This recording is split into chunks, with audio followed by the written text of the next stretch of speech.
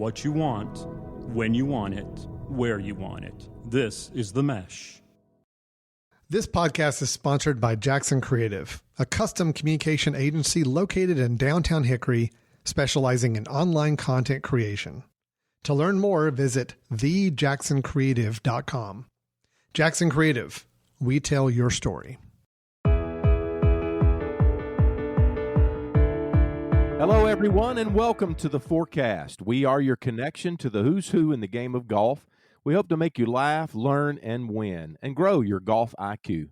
I'm your host, Alan Burton, Director of Instruction for the Alan Burton Golf Academy at Lake Hickory Country Club in Hickory, North Carolina. I'd like to thank our listeners for tuning in, and find us on themesh.tv and all your favorite podcast platforms such as Apple Tunes, Spotify, Stitcher Radio, iHeartRadio, and Google Play. And be sure to check out all the other shows on themesh.tv, produced right here in Western North Carolina. It's a great thing to be an advertiser on themesh.tv. You reach a great audience, and you can grow your business through themesh.tv ads. For more information, send an email to info@themesh.tv.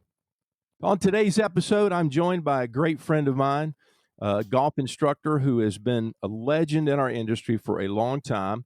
He's up in New York this morning joining us, and I'd like to welcome onto the show today Mr. James Hong. James, what's happening, man, up in New York? How are you, Alan? Thank you for having me.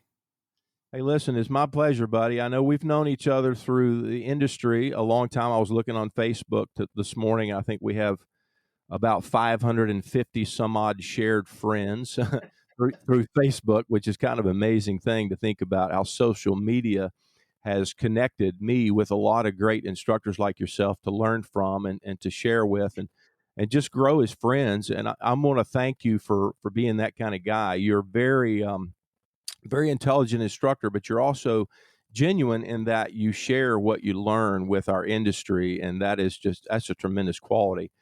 We're going to talk a lot today about some of the things that you do and how you help your players, both young and old, improve. And let's get down to business. I like to talk about what's going on in our world right now a little bit with golf and how you're taking advantage of a new situation. Let's talk about technology and what you might be doing right now to reach out to your students, since I think you, like me, are not on a driving range every day, seeing them one-on-one. What kind of technologies are you tapping into, and how are you doing your job? Yeah, definitely. In my situation, my golf course has been closed since March 13th. So I'm going on about 5 weeks now. This is my 5th week being at home. So what I've been doing is just doing a lot of Zoom meetings with my students. We've been doing online lessons, and that's been pretty much what I've been doing. I've also been sending them videos.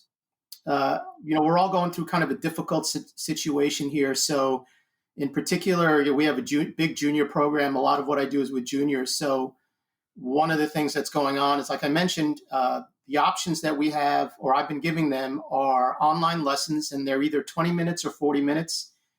Depends on what they want. And the second thing is practices, group practices, and I do that through Zoom, as I mentioned.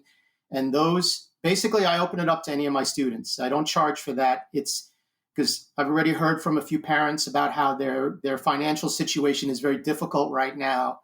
And so I don't want the kids in particular to feel like they're victimized or left out of anything. So they get a Zoom invite. I say, just come on in, just join us. It's good for them, I think, for their well-being, that they see the other kids and they get to talk and join in and kind of forget about what's going on for about 45 minutes. And also doing some video analysis. Some people are sending me their swings, and I take a look at it and I give them an analysis back. I send it back. And so that's basically how I've been keeping in touch with students. Yeah, well, that's fantastic. What platform do you use for your online videos? Are you using V1, or what are you doing? Yeah, I've been using 2 platforms. I've been using V1, and I'm also using Swing Catalyst now, getting used to the software there. So I'm hopefully, if things work out right now, I'm probably going to be moving forward as a brand ambassador for Swing Catalyst. Okay. All of this kind of hit right in the middle of everything going on with me and Swing Catalyst. So I've got their software, but I don't have their balance plate. So it's kind of So I'm just playing around with their software and getting used to it. And I like what I've been doing, what I've been able to do with it. So, but like I said, I've been using both of them. Yeah, well, that's fantastic. Well, you're kind of known in the industry as a junior golf instructor leader. Certainly an innovator in a lot of ways. But you also teach adults as well. Are you staying in touch with some of your adult clients the same ways? Are you trying to create some new space for them? Yes, I am. And it's an interesting situation in that a lot of them are parents or they have businesses of their own. So a lot of their time is taken up trying to take care of their families as well as their businesses. So what I try to do with them is not wait for them to get in touch with me. I get in touch with them. And the way I do that is I send them videos. I swing tips. Like we've all been doing it. We've all been posting stuff on Instagram, for instance. Hey, here's a tip for this and that. So what I've been doing is putting together videos for them and sending it off to them and just telling them, listen, if you have the time to do this during your busy day, this is stuff that you can do. And a lot of the stuff that I'm giving them actually doesn't even require them having a golf club in their hand. Sure. So that's important. And if they send me something, if they get in touch with me, that's great. If they don't, hopefully they're just taking these things and that's good enough for them for now until we kind of get back to some sort of normalcy. And it's nice because like I'll get a message from somebody that I haven't heard from. I just got one the day before yesterday from one of my students, and all of a sudden out of nowhere it was just like, hey, thanks for the videos. I really appreciate them. Sorry, I haven't gotten in touch with you. And just going from there. Yeah, I think it's so important right now for us to just stay relevant and to stay in contact with our client base. And I think all of us are, we're kind of hit. I was hit a little blindsided by this. I think some of us were. And I really am an old school golf instructor that like to be face to face, one-on-one with my clients. And I really hadn't created for myself a great platform of digital communication with my client base. So this is a learning curve for me. And so for me to get into this technology a little deeper and go down the rabbit hole and find new ways to communicate and adjust, it's been enlightening and certainly a little bit of an adjustment for me as well. So I think Definitely. we're all, yeah, I think that's kind of where I've been with it. So it's been good. And I think the learning curve is steep, but I think it's going to help our industry. And I know a lot of people are probably in a similar situation to me. So hopefully it can help us all grow. Let's talk a little bit about your facilities. I know normally you're there in New York. You're at Harbor View Golf Club. Is that correct? It's Harbor Links Golf Club. Harbor Links. Yeah. And tell us about that facility and how long you've been there and some things about it that make it special. Sure. Well, Harbor Links, it's located in Port Washington, New York. It's out on Long Island. It's in Roslyn, New York, and it's exactly in between. If Manhattan were over here, and everyone knows Bethpage Black is over here, it's literally where my face is. It's right in between. So it's a public golf course. It's a municipality, town of North Hempstead. It's a 18-hole championship course, maxes out at 6,927 yards. We also have a 9-hole executive course that's really challenging, very good course. So, and we have a driving range, 350-yard driving range. It's got about 40 stalls. So, as I mentioned, open to the public. So everyone's welcome to come on by when we're back to normal. Yeah, that's fantastic. And how long have you been there, James?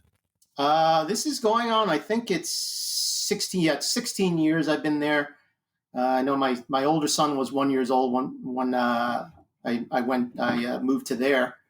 So yeah, it's been a while, and time has flown by. Well, it kind of has a way of doing that, doesn't it? I'm similar in that regard. Been at a place for a good little while, and you think, wow, has it really been that long? It's nice to have a home. So you have two boys. Is that right? Two teenage Yep. boys. Yep. Two teenage boys.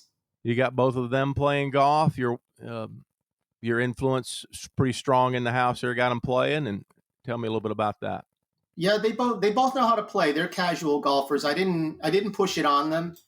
I just let them go, and even I can still remember the times with both of them where I would say, hey, you're gonna be with this group, you're gonna be in that camp, and your teacher's gonna be this person. it could be like Forrest or Sonny or one of the other instructors here. And basically what I told them is that, listen, when you're ready for daddy to tell you, or not to tell you, but to teach you or to help you out, you just come and ask me. I'll help you out. And if you're ready for dad to kind of like teach you a little bit, just let me know. Because I know at that time, at that young age, they can't differentiate between teacher and dad. Right. So being able to take instruction from me, sometimes it's tantamount to they feel like they're getting scolded or something like that. And so I just waited for them to tell me when they were ready. And like I said, I didn't push it on them. And once in a while, we'll go out and hit balls or play golf together. But I didn't expect them to be like the next PGA superstar or something like that. Or think about it as in terms of, hey, you can get a college scholarship this way or something like that. Yeah.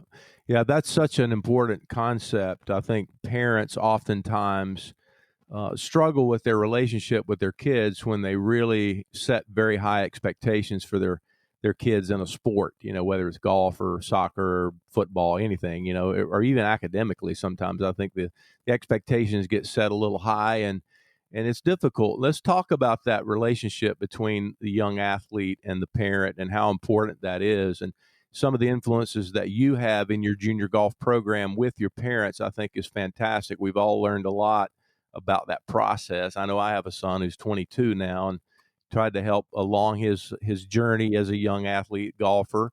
But yeah, talk to us a little bit about how the coach, you, the expert, can handle that parent-child athlete relationship and make that an important, good environment for them to grow. Talk about that a little bit.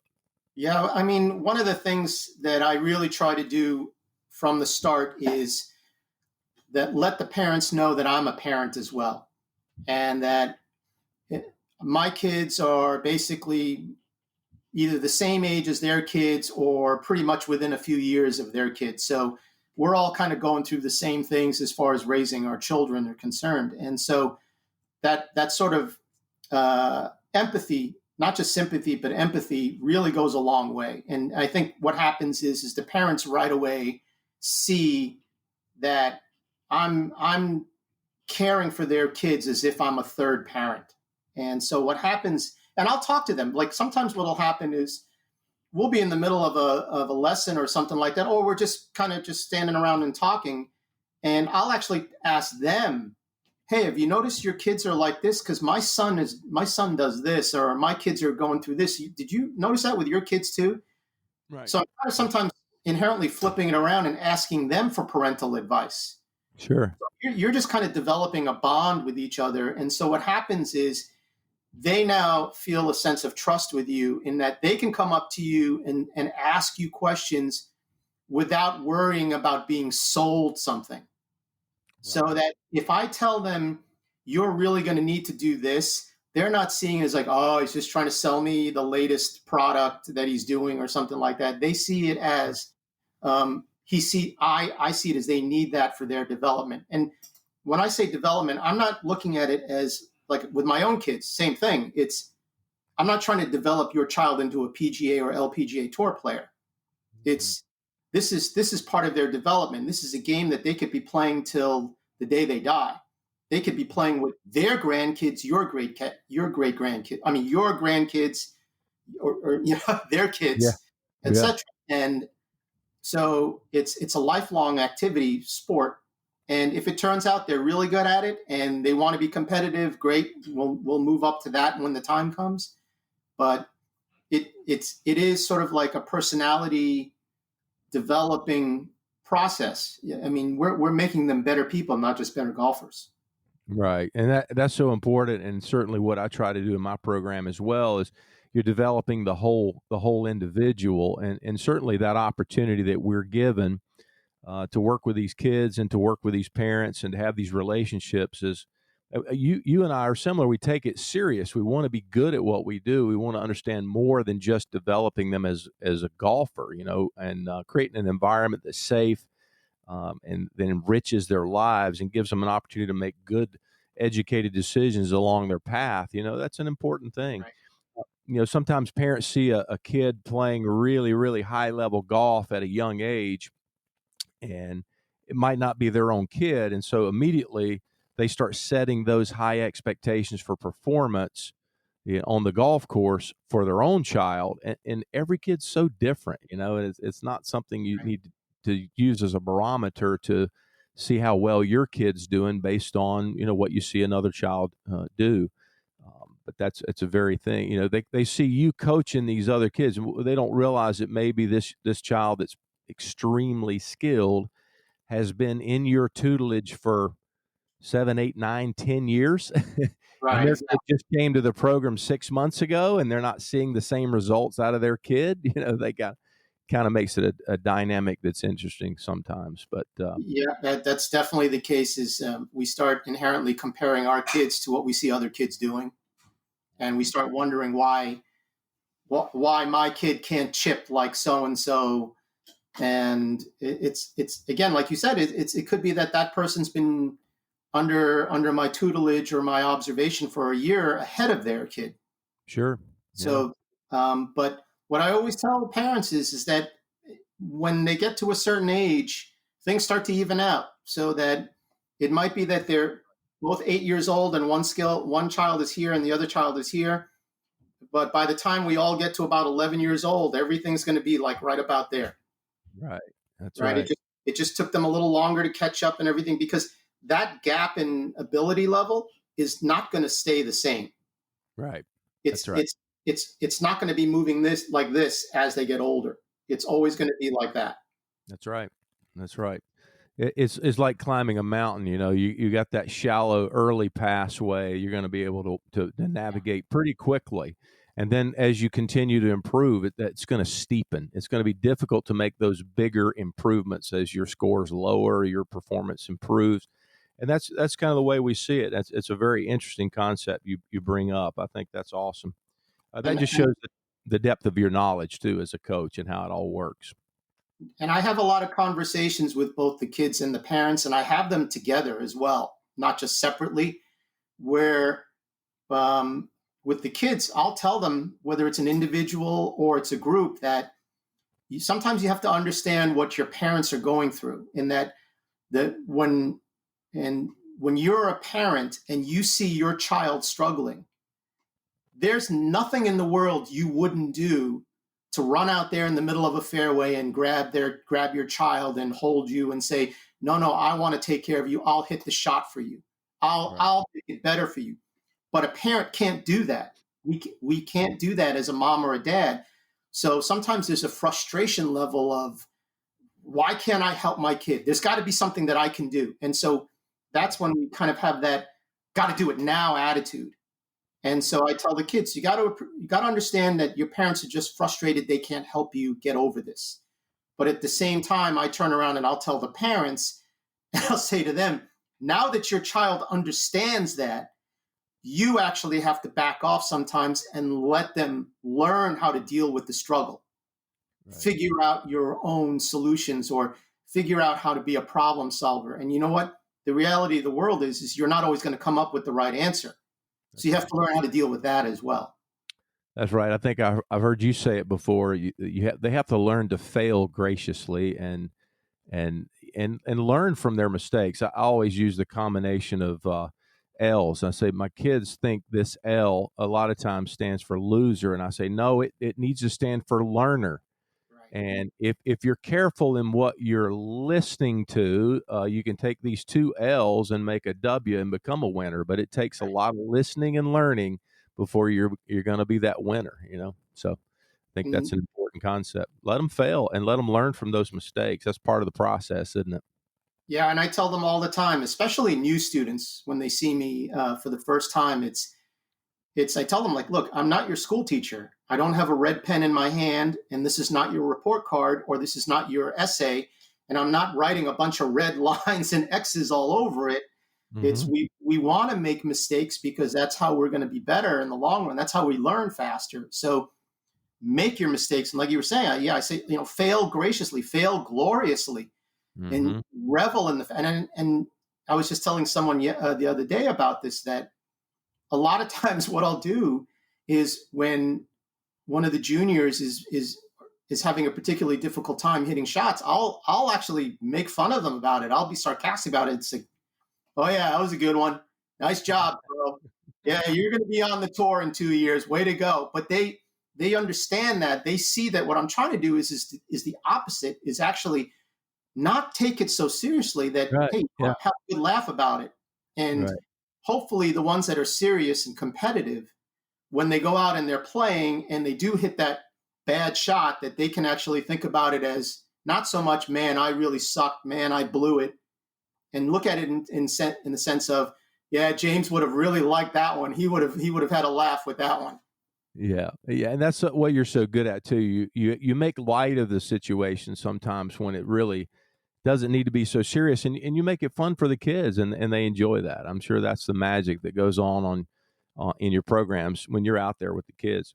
So let's talk a little bit about your own career and how it's developed over the years. And I understand from listening to a few other podcasts you've been on and talking to you at trade shows and things that you had a career as an expert fencing. I don't know what you call it, a fencer, someone who fences. What do you call that? I'm not very familiar with that sport, so you're going to have to educate me and the listeners as to what that's all about.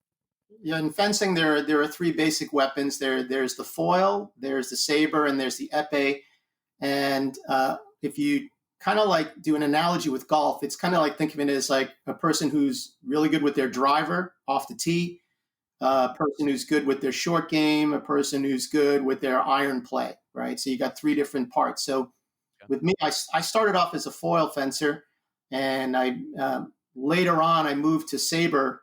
And the minute I started doing that, it was just one of those things where I was like, I wish I'd been doing it my whole life. Yeah. I really enjoyed it. So that's where I was competitively. I did it in high school and in college and after college as well, just competed in a lot of tournaments. So, and how that evolved also is that I ended up being the head coach at two colleges. So I coached the fencing teams, the men's and women's fencing teams at Hunter College as well as Trinity College. And so that was a great experience. And one of the things that happened in those terms is that the way fencing is coached is very similar to the way golf is coached. It's an individual sport. There's a lot of technique involved, how to use the tools to create the situations that you want to be successful in. So, and it's funny, like if you watch the fencing lesson, even if you didn't know anything about it, you'd sit there and you'd look and you go, but like, that's just like a golf lesson. That's like a guy giving a golf lesson there. Yeah. So exactly right. And so my fencing coach, a lot of his style is actually kind of creeps into the way I coach golf as well. I mean, just like we were talking about, he's very sarcastic, and some of the things that he says it says I say the same things in golf terminology. So they carried over. So, that experience was very helpful for me when this became my full-time profession. Yeah, that's fascinating. I think that's an interesting transition. We all have these influences that we've enjoyed, and it creates our own personality. Over time, we just absorb all the things that we take in, and there's probably a little Manzella in all of us. There's a little Mayo in all of us. That's the way it is, right? Absolutely. Wherever we expose ourselves, there's always some James Hong in all of us, and maybe that's why I like donuts so dadgum much. I don't know, We got the donuts. Like I've had one donut in the last year. Yeah, I know. That's kind of a funny thought. Everybody has these perceptions, and I'm the same way. I had a donut last week, and it's the first donut I've had in quite a while. I can't remember. As we move forward in our industry, what in your opinion is going to be different? What's going to change as things open back up, and how are we going to conduct ourselves differently, in your opinion, moving forward? How do you see it? I think those of us that are kind of taking advantage of this time and building an online platform that we can teach from are going to see that it's something that we can add to our programs in the future. Because what's going to happen is we're all financially, economically hit hard by this situation that we're in now. Mm-hmm. So people are either not going to be spending as much time or spending as much money on their golf, or what's going to be happening is they're going to be spending more time trying to recoup their losses. So they won't have as much free time to devote to their game or to just playing in general. So by providing them another avenue, that's going to be helpful for all of us. They're not going to be completely cut off from the game. They're going to be doing stuff either at work or at home that they can be continuing to work on their game. And we have just another tool at our disposal to improve the way we teach and to increase our database of students. It's inevitable. It's part of the evolution of the game. And I think, and we don't have to be phenomenal at this. We don't have to be Dana Dahlquist, people who have or like George Gankus, who have an amazing online presence. Sure. We're just trying to create something that's gonna be a new part of our business plan moving forward. And right. I think for the golfer, it's just showing them that, they're going to be making some changes. They're probably going to be making sacrifices like we all are, but they don't have to totally cut it out at the same time. Right. Yeah, I think it's interesting how things evolve and how technology has creeped into our game. And it's just another step in that direction, isn't it? To bringing another technology avenue to communicate and to use that. And here's the interesting thing and I think a lot of people who are in the business, they should really take advantage of this. This is an opportunity to really improve your teaching skills. And what I'm about to say is not an anti-technology statement. But because of what we're doing, a lot of us are having to teach people hitting into towels or blankets draped over a laundry line. So we don't have our launch monitors at our disposal. We don't have all of that technology, our 3D force plate there. Yep. And we're having to direct people over a communication line. So we're learning how to teach. We're really learning how to use our eye better. And so, I got lucky in that some of my students, they do have a home simulator and stuff like that. And so I'll use TeamViewer to log on to their computer or whatever it is they're using, so I can see real time whatever their simulator or launch monitor is saying. But that's maybe 1 in 10, right? So I think what's happening is just kind of, and I get frustrated. I remember the other day I was giving a lesson online and I was trying to tell the student what to do, and I could tell they weren't getting what I was saying, and I showed my frustrations. And even that in itself was a lesson, because me going made the student feel like, they're doing something wrong. And I had to tell them, it's not you. Right. I'm frustrated at myself for not doing a better job at communicating to you. That's beautiful. That is absolute teaching right there. And it's learning. I mean, it's a combination process between you and a student. And I had that same experience the other day trying to give an online lesson to a student through FaceTime. And it's going to make us better communicators, period. We're going to have to use our language better. You can't, it's a skill. Jason Sutton taught me the skill of getting in there with your student, physically putting your hands on them, moving them around, and you don't have that opportunity now. You can't put your hands on their shoulders and rotate their body and position their arms and create the structure in their arms that you want to do. You can't do that anymore right now. I was thinking exactly the same thing the other day. I was thinking of Jason as well, and him. You and I were like on exactly the same thing. Yep. So I've always used a lot more verbiage, even in a personal lesson. And Jason, is one of my mentors and certainly one of the industry's leaders as well. Jason's always been one to say, no, you've got to get in there and touch them. You got to move them. We want you to get them to feel certain things. And I so agree with that when that's the opportunity we have. But now we don't. We don't have, as you mentioned, we don't have the launch monitor data from every student. We don't have their force plate numbers and patterns. We can't see those measurements. We got to use the English language. We got to do something different. We got to create a visual, send a video, or use our language and better understand how to communicate. So I think it's going to be great for all of us. And I think for a lot of us, I mean, we can't help it. We're human. We're kind of going through a period now where, we feel a little depressed. We feel down about the situation, and just kind of this sense of, oh my goodness, what's going to happen now? What am I going to do?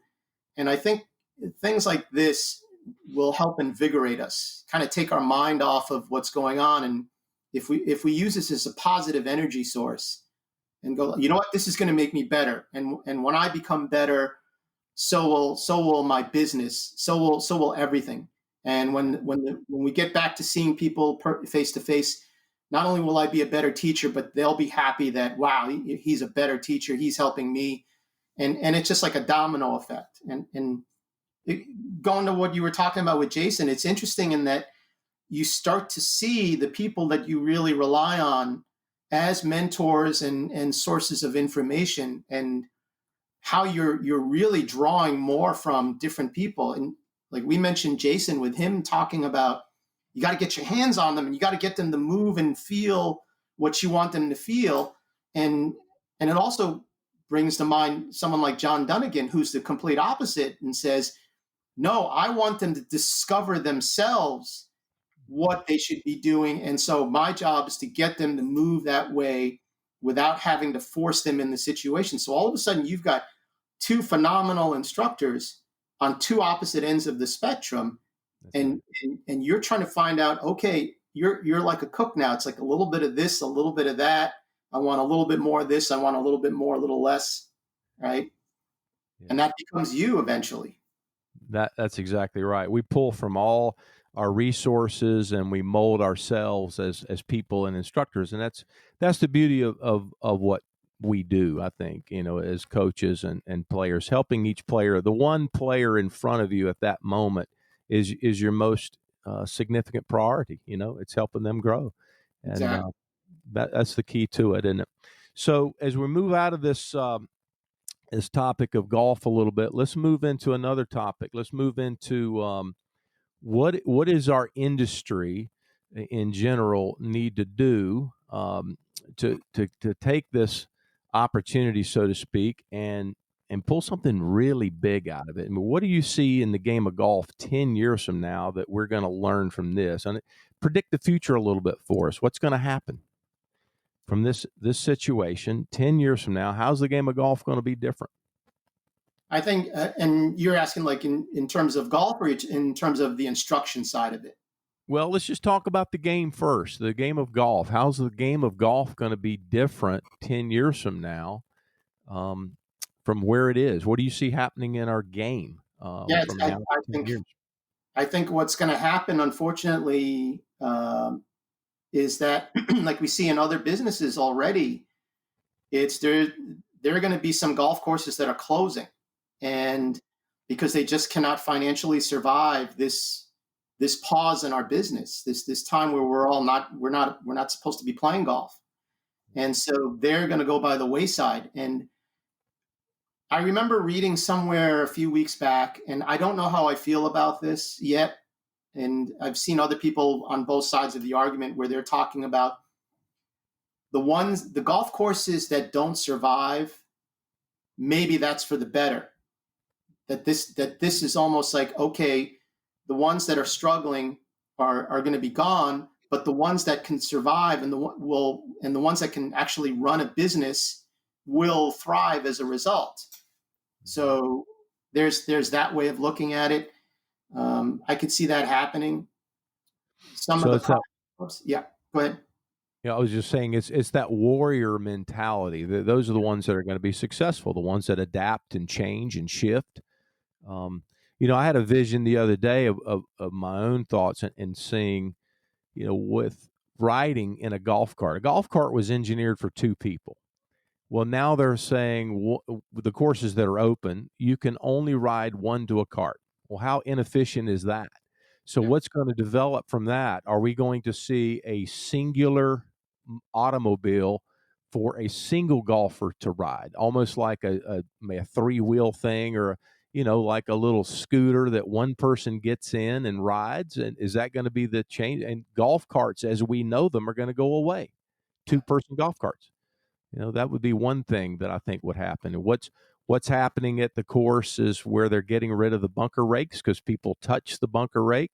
And the bunker rake is now a thing of the past. It's almost like the evolution of the golf spike. We used to have a metal spike in our game. We don't have metal spikes in the public play arena anymore. So what happens is things evolve, things change. We no longer see a metal spike. We'll no longer see a bunker rake. We'll no longer see a golf cart that two people ride in. I mean, these are all things that evolve. It's interesting in that I could see where I forgot what they call it. They're bicycles, but they're like 3-wheel bicycles. Mm-hmm. Yeah. And I could see that being the new golf cart of the future, where you're getting your exercise because you'll be pedaling, but at the same, and you're still riding, and things will move along a little faster, but a little bit more maneuverability. But yeah, you would put your clubs on the back of that, and in terms of the rake, maybe each one of those has a portable rake attached to it. So now those things you could drive right up to the side of the bunker, go and play your shot, rake the bunker, hop right into your bicycle cart, and just go move on to the next shot. Yeah, I think you and I just came up with our $15 million our company there. the Hongmobile, the Hongermobile. The great thing about that is that I know the golf cart companies are not going to be happy unless they adapt and do this themselves. Is that maybe if your golf course doesn't need those kind of golf carts anymore, you're not getting, let's say, a fleet of 80 gas carts or electric carts. You're not getting the batteries. What you're doing is maybe you're getting 30 of those, but you're getting 50 of those bike carts instead. Right. Yeah, I used to work at a golf course that was an old Donald Ross design. It was extremely walkable as a golf course. His courses were kind of that way, engineered where the distance between a green and the next tee is very short. And they had a lot of the Kangaroo battery-powered pull carts. They're remote control operated carts. And so I was fascinated by that. Our cart rentals were, probably 40% of our rounds, which is very low. And it was because so many people walk the golf course. We had mechanical pull carts where you towed it old school, and then some that were battery operated remote control carts. And we had a fleet of carts, but it was a small fleet because we just didn't need them at this golf course. And so, it's going to depend. The facilities are going to dictate what is required, but it's going to be a huge shift in how golf is played. Even at the hole. I mean, now they're bringing the cup liner up and they're making the hole very shallow so the ball doesn't go very deep down into the hole. Some courses were putting the cup completely out of the perimeter of the hole, and so when your ball touches the edge of the cup, you're considered holed. I just think a lot of things will change. The not touching the flag, some developments will take place there, I'm sure. So the game's evolving, and it's interesting how this will force a lot of us to grow, and that's what we have to look at it as a positive growth. And I think also we're looking at it in terms of today's standards as well. If today was the first day of playing, even Right. though we're projecting 10 years from now. 10 years from now, what might be happening is we may have developed a high level of immunity, just being exposed to the virus. And so we might actually be able to touch things again, but we're more concerned about things. What might happen is the golf cart might have some sort of dispenser for hand sanitizer. So yeah, you're raking the bunker, you're still touching the rakes, but then as you get in, you just get a little bit. And plus, look at us now a month later. A month ago, what a hassle. This is so yeah. Well, a month later, we're kind of like, Right. It's part of our daily routine. And I think going to like the teacher side of us, that's how we would teach our students. We would tell them, it's like, yeah, you know what? Gripping the club that way is going to feel really difficult right now. But if you do this a little bit every day, 2-3 weeks from now, this is going to be easy to do. And it's the same thing with washing our hands or hand sanitizers or whatever it is we're doing now. Yeah, that's a beautiful concept, isn't it? I mean, you just hit it right on the head right there. I remember having a hand sanitizer in the door pocket in my car. I had a container of hand sanitizer there. Honestly, don't know where I got it. It's been there so long. It was transferred from one car to the next car as I made a transition in automobiles. I got a new vehicle, and I just didn't think about it, and I just moved all of my stuff out of the old car and into the new car, and I said, well, there's this hand sanitizer there. Boom. It's in the door of my car. Well, when this all came down, I'm thinking, wow, you can't get hand sanitizer in the stores. They don't have it. And I said, I have a container of hand sanitizer in my car. And it's like, I never used it before now. So you're right. It's absolutely a new habit we're all into now. And it'll be one of those things. It just becomes part of what we do. And you're right. There'll be a container on the golf cart, a hand sanitizer container, dispenser, so we can access it there. It's just another thing that will change. That's fantastic.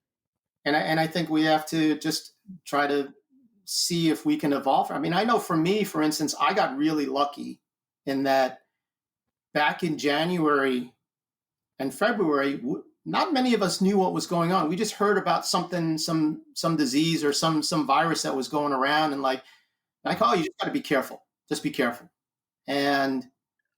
But this was already happening in China and in Korea. And I remember my wife telling me on a daily basis, she would be talking to friends or relatives, and same thing, she would be talking to people in our church. You know, we go to a Korean church, and they would be talking to relatives, and they'd be telling each other about, oh, this is what's going on.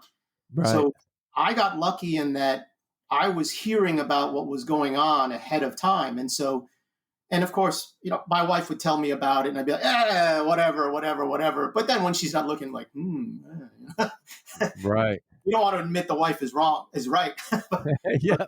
So she was already doing the stuff with the hand sanitizer. She would say, be careful, wash your hands and whatnot. And as she started talking to me more about it, I started thinking about things like, yeah, what if potentially we have to close, or I can't see as many people, because that was already happening overseas. And so I had already started contacting my students, and now we're going into like late February, early March, and I would email them and say, hey, here's some links to buying nets and whatnot. And, you know, just because my point was also, even if there's nothing really to this, it's being able to set something up at home where you could practice and getting things done in that manner. Here's where you can get a net.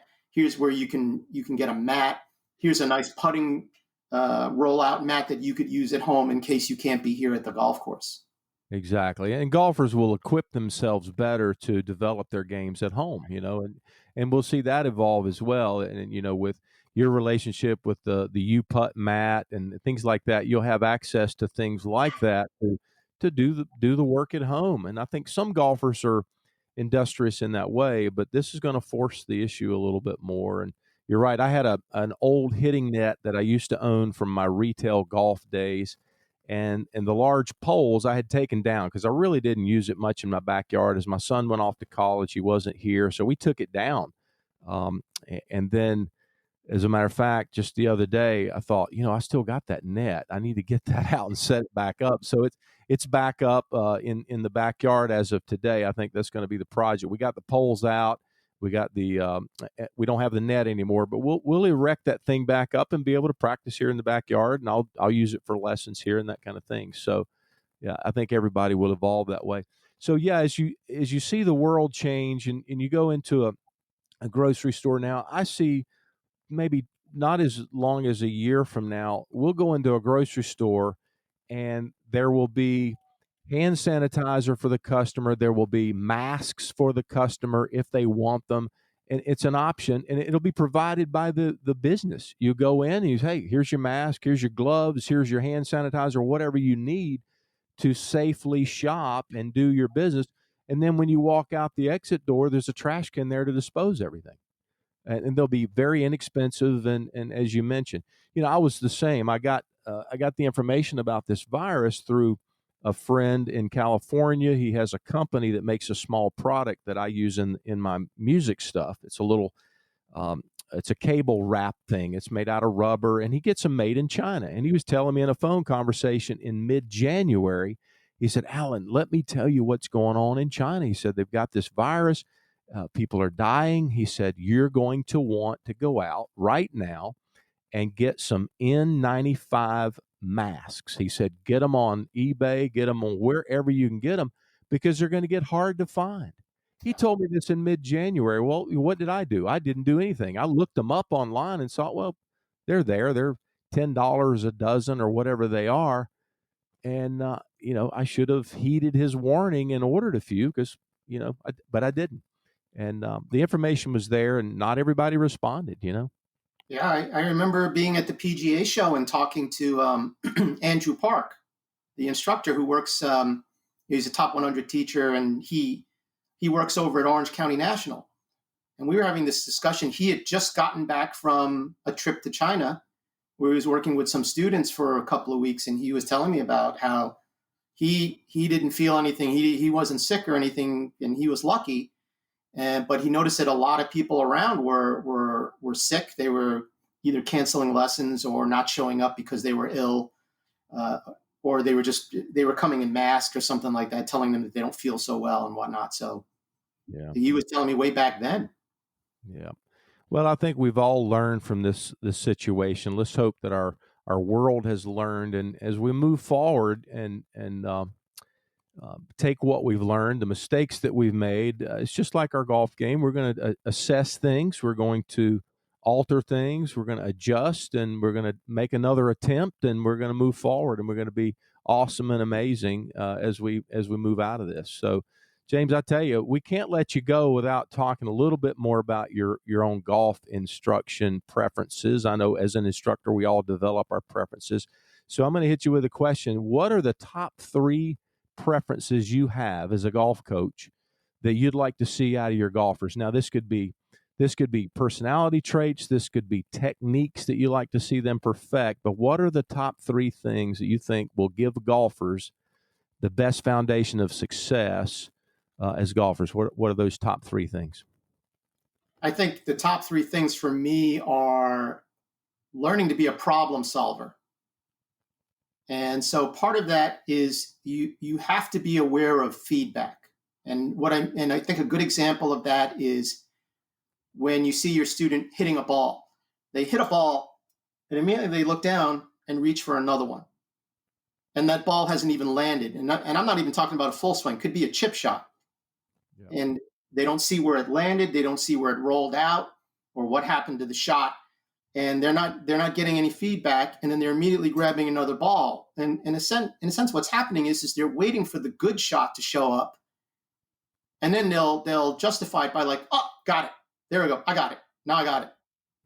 Yeah. And instead, it's like, hit a shot and I'll stop them. I'll actually walk right into them. Oh, yeah. Where they're hitting. So if they swing, they're going to hit me. Yeah. So I'll walk right into them and they'll look at me and I'm like, where'd your ball go? What happened?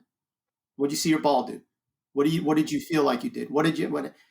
And they quickly get it. It's like they've got to figure it out. And especially the younger generations where all you have to do is find the app that solves your problem. You're teaching them how to be a problem solver.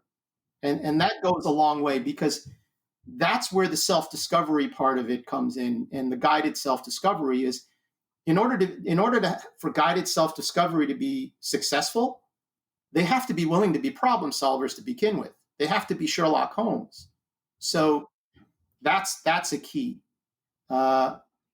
It's focusing on basic things like a setup. And I know there's the argument of like what's considered fundamentals, right? So is a grip fundamental? Yeah, a grip is fundamental, not a particular grip, right? You're going to choose the particular grip based on what's going on.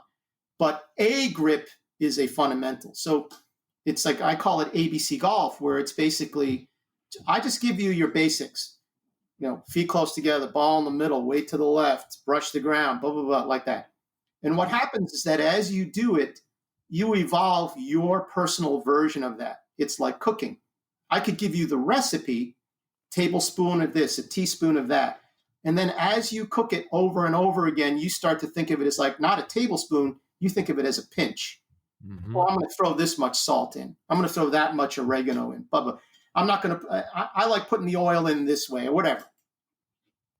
But it's still the same dish in the end. It's still a chip shot.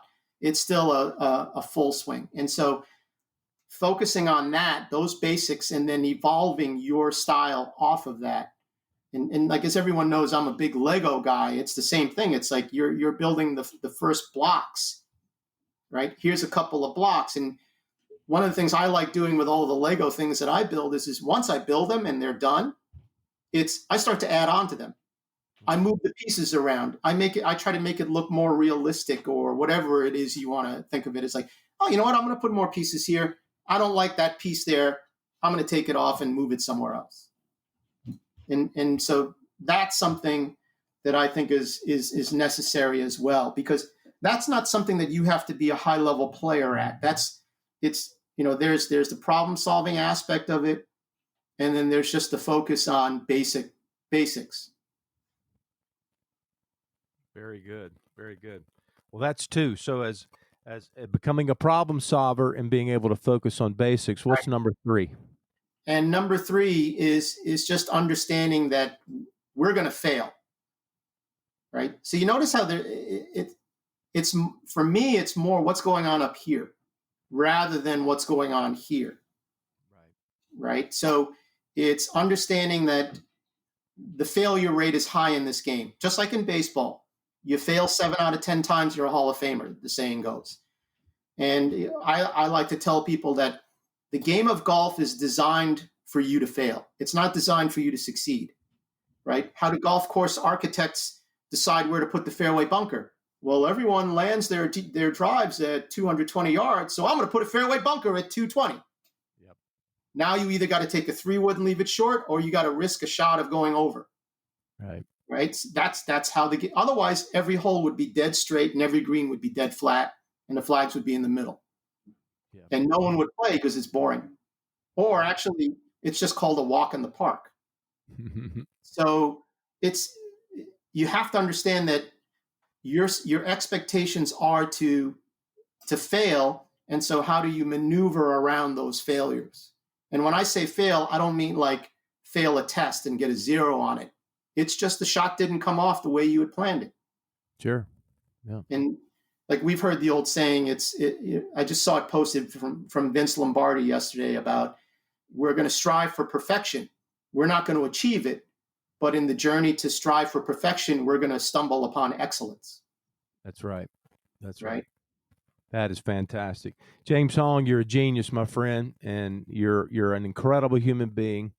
And the golfers that get to spend time with you are blessed for their opportunity. And I hope they appreciate it, because I do, my friend. I'm very blessed to know you and spend a little time with you this morning. And all the best to you and your family moving forward out of this pandemic. And I hope to connect with you soon, my friend, because you are a jewel of a person. Well, thank you for having me on. This is an honor, and I wish you the best, you and your family. Be safe and healthy. And everyone that's listening, same thing. I just wish you and your families be safe and healthy during this whole period that we're going through. Yeah, thank you. You as well, buddy. We'll see you soon. Thanks again. That was James Hong. And I tell you, you cannot get enough of this guy. He is incredible. And if you get a chance to reach out to him, please do so. James, tell us all your social media sites you can be reached so everybody can reach out and say hello to you. Sure. On Facebook, it's just James Hong, and you'll see me there. I also have a business site on Facebook, James Hong Golf. On Instagram and Twitter, it's at James Hong Golf. I also have a website, but it's really under construction. So if you log on to it, you'll just see under construction and a couple of nice pictures and whatnot. But that's www.jameshonggolf.com. Okay, beautiful. All the best to you, buddy. We'll see you soon, and take care. Listeners, I want to thank you for joining us today with our great friend and golf instructor genius, Mr. James Hong. I hope you all stay safe out there. Keep it in the short grass. Until next time, this has been The Forecast. Have a great day.